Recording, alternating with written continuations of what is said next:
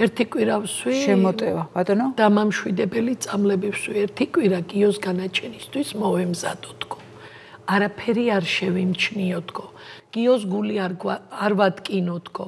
გეცოდინებათ კი წამოვიღეთ დღეს ახლა წამოღებული მაქვს. წერილი რო გამოუგზავნა გიომ სულ ყველას და ნახატი რო გამოუგზავნა სასამართლოს. აი ისეთი შემართებით მოგვიწოდა სულ ყველას. ისეთი რჩევები მოგცა რომ არავღელვებულიყავით. განაჩენს თავისუფლად უნდა შეხვდეთო, ის კი არ დაგავიწყდეთო. მე კი არა ვარ აქ მარტო, ჩემს უკან ბევრი ბიჭიაო. თქვენ მყარათ უნდა იდგეთო. აქეთ გამშვიდებთ. აქეთ დაგვამშვიდა და მეც არ მქონდა სხვა უფლება, მე სხვანაირად მოქცეულიყავი.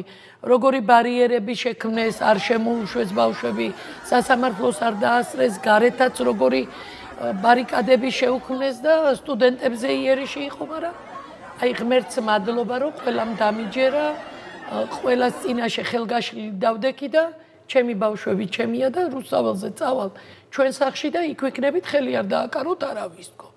მართლა გამომყვა სულ ყველა და მადლობა გიორგის, არასოდეს არ მექნებოდა ისეთი დაბადების დღე, საოცარი სტუმრები მყავდა რუსთაველზე.